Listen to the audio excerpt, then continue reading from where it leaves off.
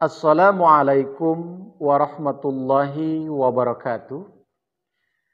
Hadirin yang berbahagia, seluruh umat Islam sepakat dan yakin bahwa surah Al-Fatihah adalah merupakan umul kitab yang di dalamnya terdapat rangkaian doa yang diajarkan oleh Allah Ta'ala dan memiliki arti penting bagi kehidupan manusia.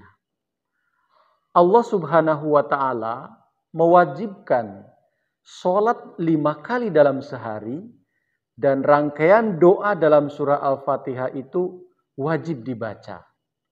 Bahkan disebutkan dalam hadis, tidak sah sholat seseorang apabila ia tidak membaca surah Al-Fatihah. Salah satu doa yang terdapat di dalam surah Al-Fatihah itu adalah Ihdinas siratal mustaqim, siratal ladzina an'amta alaihim, ghairil maghdubi alaihim waladdallin. Yang artinya, tunjukkanlah kami jalan yang lurus, yaitu jalan orang-orang yang telah Engkau beri nikmat, bukan jalan mereka yang dimurkai, dan bukan pula jalan mereka yang sesat. Hadirin sekalian yang dimuliakan Allah Subhanahu wa Ta'ala, berdasarkan ilmu tafsir kita mengetahui bahwa Al-Qur'anu yufassiru ba'duhu ba'dun. Bahwa Al-Qur'an itu ayat yang satu ditafsirkan dengan ayat yang lain. Nah, oleh karena itu, nikmat yang dimaksud oleh surah Al-Fatihah, kalau kita cari tafsirannya dari ayat lain, maka kita akan temukan di dalam surah An-Nisa ayat ke-70. Allah Subhanahu wa Ta'ala berfirman, "Wa may yuti'illaha war rasula faulaika ma'alladzina an'amallahu alaihim minan nabiyyina was-siddiqina was-syuhada'i was-sholihin. Wahasuna ulaika rofiqo." Artinya adalah, barang siapa yang taat kepada Allah dan Rasul ini, maksudnya Nabi Muhammad Shallallahu Alaihi Wasallam, maka mereka akan termasuk di antara orang-orang yang Allah Ta'ala telah beri nikmat kepada mereka, yakni nabi-nabi, sidik-sidik, para syuhada, dan orang-orang soleh.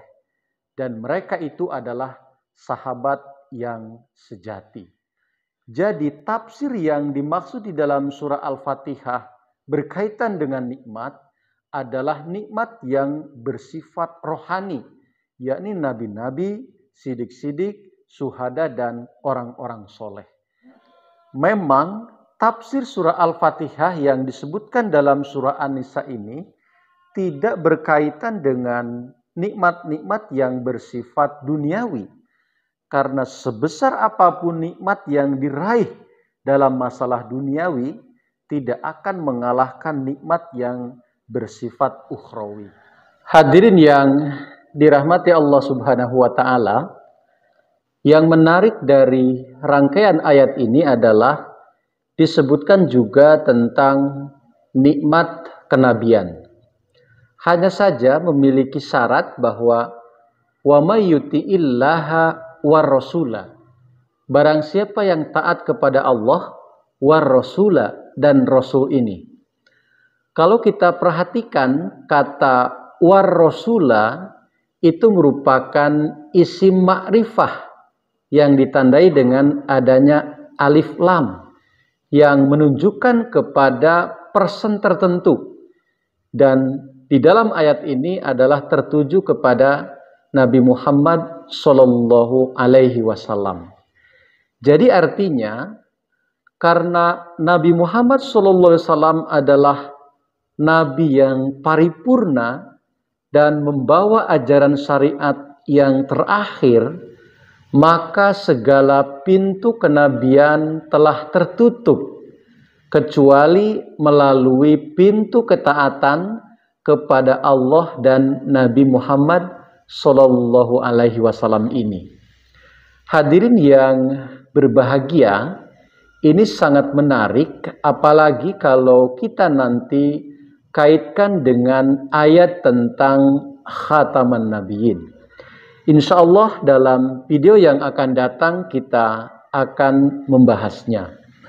Akan tetapi yang perlu juga menjadi catatan kita bahwa tidak mungkin Allah Subhanahu wa Ta'ala mengajarkan rangkaian doa kepada kita, tetapi pengabulannya telah tertutup sama sekali.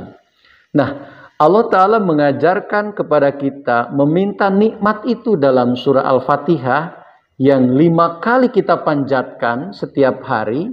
Tidak mungkin Allah Ta'ala sendiri yang menutup pintu itu, pintu pengabulan doa itu. Hanya tentu saja yang menjadi catatan kita bahwa tidaklah semua pintu kenabian itu terbuka, ya. Tetapi hanya satu jalan, yakni melalui pintu ketaatan kepada Allah dan Nabi Muhammad Shallallahu Alaihi Wasallam. Inilah yang kemudian kita kenal dengan Nabi Ummati. Jadi dia seorang Nabi, tetapi menjadi umat daripada Rasulullah Shallallahu Alaihi Wasallam. Sementara nabi-nabi dalam jenis lain tidak mungkin lagi karena telah tertutupnya pintu kenabian yang membawa syariat seperti hadrat Rasulullah Shallallahu Alaihi Wasallam. Inilah dulu yang dapat saya sampaikan.